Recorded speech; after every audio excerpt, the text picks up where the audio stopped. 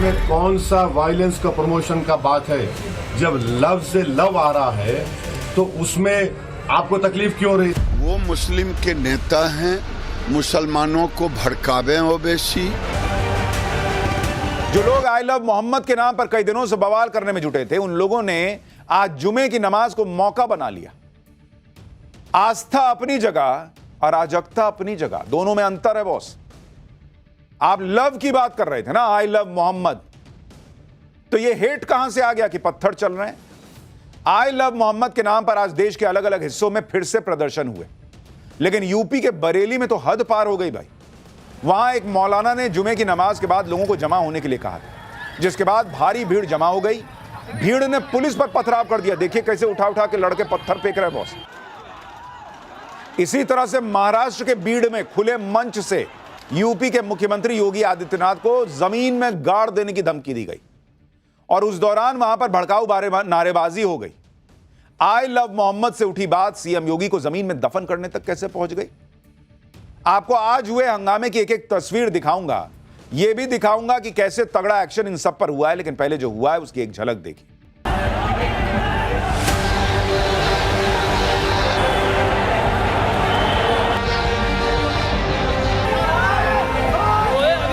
इसमें कौन सा वायलेंस का प्रमोशन का बात है? जब लव से लव आ रहा है तो उसमें आपको तकलीफ क्यों रही? वो मुस्लिम के नेता हैं, मुसलमानों को भड़कावे ओवैसी। जिस तरह से कुछ दिन पहले यह झूठी खबर फैला दी गई थी कि आई लव मोहम्मद का पोस्टर लगाया इसलिए एफआईआर हो गई, और उसके बाद से जगह जगह आई लव मोहम्मद को लेकर भीड़ निकलने लगी थी, उसी से लग रहा था कि कुछ तो पर्दे के पीछे चल रहा है। और अब आई लव मोहम्मद को लेकर जो हंगामा हो रहा था वो आज आउट ऑफ कंट्रोल होता दिखाई दिया।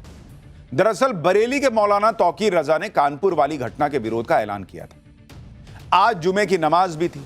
मौलाना तौकीर रजा के ऐलान के बाद बड़ी संख्या में लोग मस्जिद के बाहर पहुंच गए। लोगों के हाथ में आई लव मोहम्मद के पोस्टर थे, लोग नारेबाजी कर रहे थे। मौलाना तौकीर रजा ने मुसलमानों से इस्लामिया ग्राउंड में प्रदर्शन करने की अपील की थी। जुमे की नमाज के बाद भीड़ सड़क पर उतर आई और जबरन ग्राउंड में जाने की जिद पर अड़ गई। सैकड़ों लोगों की भीड़ ग्राउंड में घुसने की कोशिश कर रही थी, उसकी तस्वीरें आई। फिर पुलिस ने लोगों को समझाने की कोशिश की।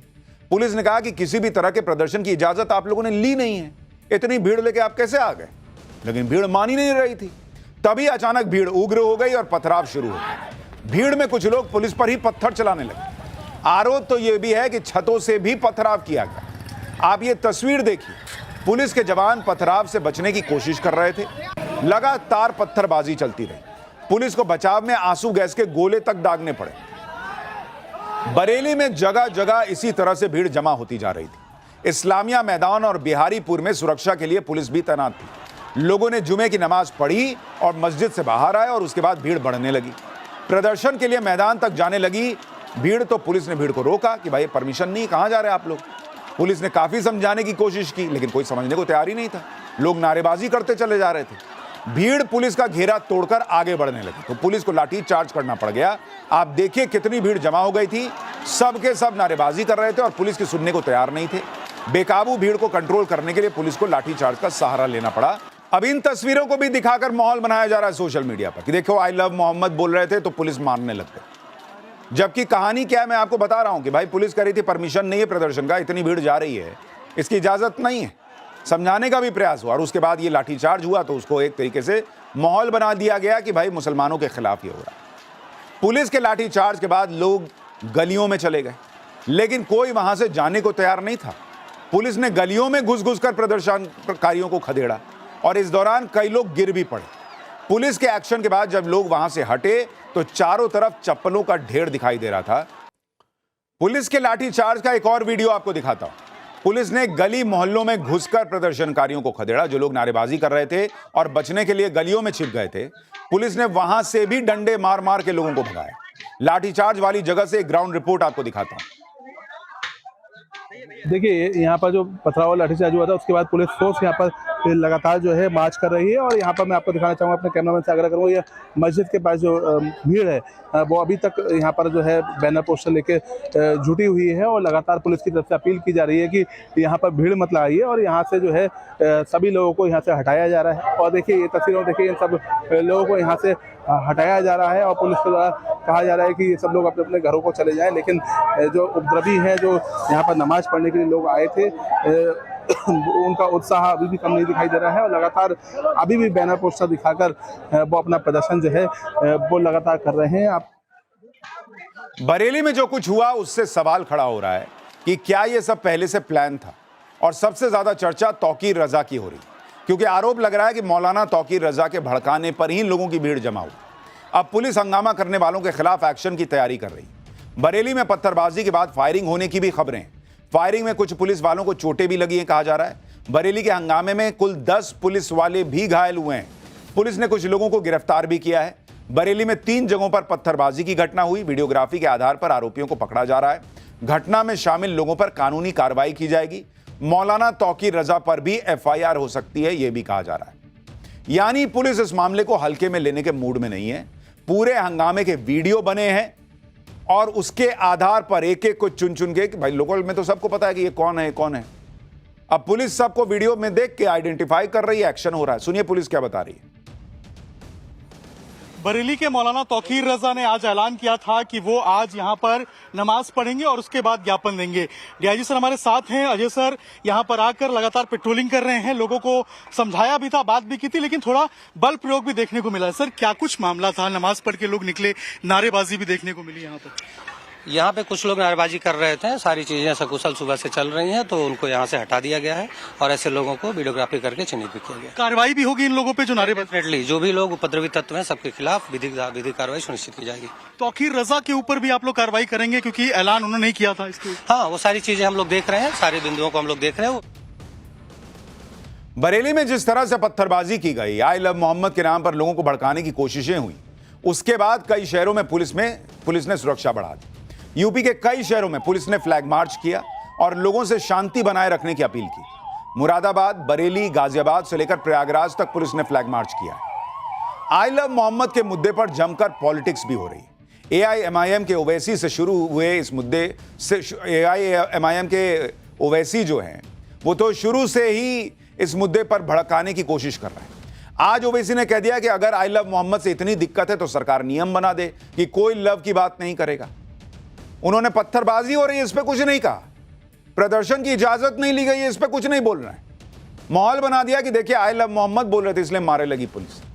ओवैसी के इस बयान पर बीजेपी नेता गिरिराज सिंह ने जवाब दिया। गिरिराज सिंह ने कहा कि ओवैसी और कांग्रेस देश में गृहयुद्ध चाहते हैं, देश में फिर से 1947 दोहराना चाहते हैं। सुनिए दोनों को एक बार। कि भारत में 18-19 करोड़ मुसलमान रहते हैं, जो सब कॉन्टिनेंट हो या एशिया में सबसे ज्यादा यहां पर रहते हैं। आप क्या मैसेज दे रहे हैं दुनिया को? क्यों ऐसा कर रहे हैं भारत के बारे में आप लोग? अरे सोचो थोड़ी देर के लिए। लव की बात हो रही है और उत्तर प्रदेश में ADGP साहब कह रहे हैं कि नहीं, हमारी सरकार ने कहा कि नया पोस्टर नहीं लगेगा। Happy birthday prime minister allowed होगा, happy birthday chief minister allowed होगा। तो फिर आप एक कानून बना दीजिए कि इस देश में कोई लव की बात करेगा ही नहीं। वो मुस्लिम के नेता हैं, मुसलमानों को भड़कावे ओवैसी और कांग्रेस। ये लोग गृह युद्ध कराना चाहते हैं और कुछ नहीं कराना चाहते हैं। ये फिर से गजवाए हिंद बनाना चाहते हैं, देश को टुकड़े टुकड़े करना चाहते हैं, 1947 लाना चाहते हैं। ये होने वाला नहीं है। ओवैसी की पार्टी से लेकर समाजवादी पार्टी तक विपक्ष बरेली की घटना की निंदा कर रहा है। अखिलेश यादव ने कह दिया कि सरकार की तरफ से ताकत का इजहार करना उसकी कमजोरी की निशानी होती है। सरकारें लाठीचार्ज से नहीं सौहार्द सद्भाव से चलती हैं, घोर निंदनीय। इनमें से एक नेता नहीं कह रहा है कि पत्थरबाजी भी निंदनीय है। इनमें से एक नेता नहीं कह रहा है कि सर तन से जुदा के नारे लगाना निंदनीय है।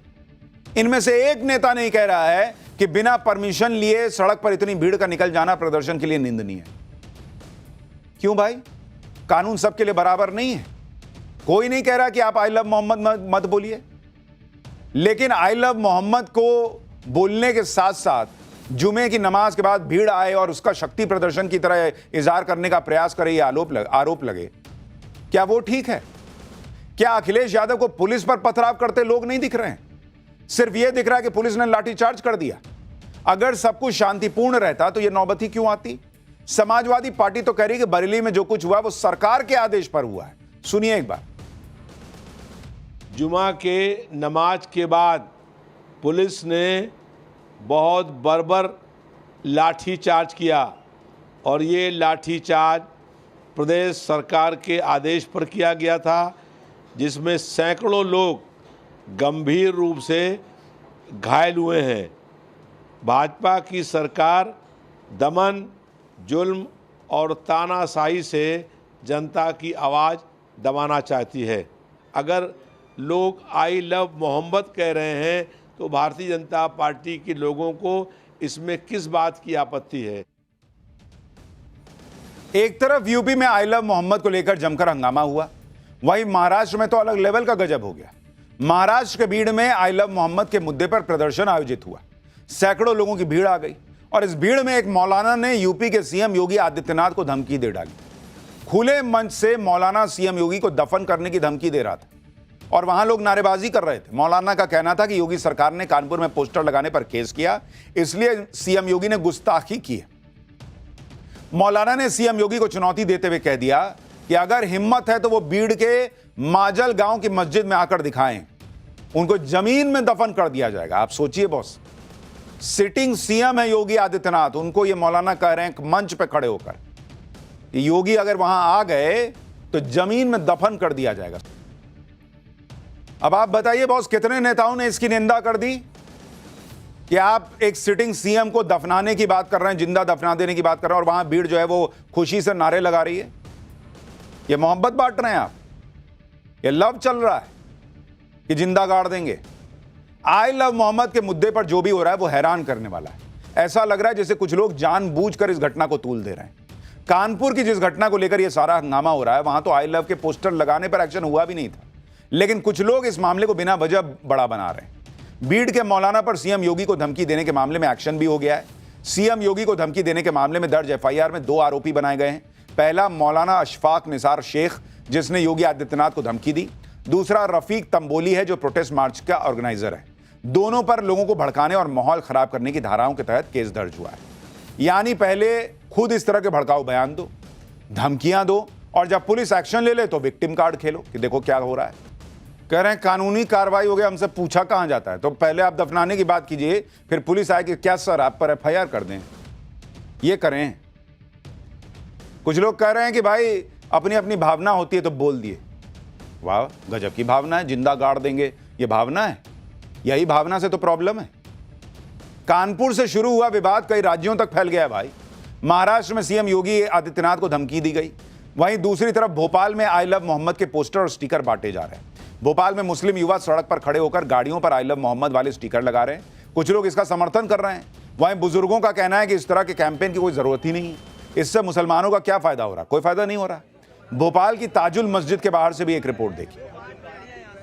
पर देखिए, आई लव मोहम्मद के तमाम जो स्टिकर हैं वो यहाँ के जो युवा हैं वो बांट रहे हैं। जो यहाँ से गाड़ियाँ गुजर रही हैं उन गाड़ियों पर ये स्टिकर लगाए जा रहे हैं। देखिए इस हाथ में स्टिकर है।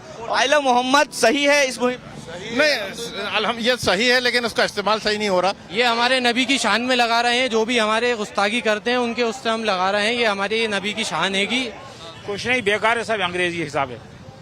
आप गलत करते हैं? कोई लब नहीं है, गलत है सब, गलत है। गलत है। ये युवा जो लगा रहे हैं इनको समझाएंगे? यार क्या समझाएंगे, इनके समझ में नहीं आएगी आई लव का मतलब क्या हुआ। अभी तक हमने बचपन में सुने ही आई लव। अंग्रेजी भाषा नहीं बोलते। माहौल बनाना है, ये कुछ नहीं, और इससे लोगों को फायदा हो रहा है, मुसलमानों को कोई फायदा नहीं हो रहा। दिल में लगे हुए हैं यार, दिल में लगे हुए हैं। जरूरत क्या है? कोई जरूरत नहीं है, तो बच्चे हैं, लगा दिया, उनका कहना भी मान लिया। देखिए, बुजुर्गों को समझ में आ रहा है, जिन्होंने इतने साल से ये पॉलिटिक्स देखी हुई है, उनको समझ में आ रहा है कि भाई कोई पीछे से पिन मार रहा है, युवाओं का इस्तेमाल कर रहा है, मुसलमानों का इस्तेमाल कर रहा है। आई लव मोहम्मद के जरिए जो है कुछ लोग नफरत की राजनीति कर रहे हैं, ये सब बुजुर्गों को समझ में आ रहा है। आई लव मोहम्मद को जरिया बनाकर कुछ लोग माहौल खराब करने की कोशिश कर रहे हैं, तो वहीं कुछ लोग अपनी राजनीति चमका रहे हैं। उधर आई लव मोहम्मद का जवाब अब आई लव महादेव के पोस्टर और नारों से भी दिया जा रहा है। आई लव मोहम्मद के नाम पर बिना वजह जो हंगामा हुआ, उसका जवाब किस तरह से दिया जा रहा है। मुंबई में गरबा पंडालों में आई लव महादेव के पोस्टर लेकर लड़कियां और महिलाएं गरबा खेल रही हैं। पंडाल में बैठी हर महिला, लड़की, यहां तक कि बच्चियों के हाथ में भी आई लव महादेव के पोस्टर आ गए हैं।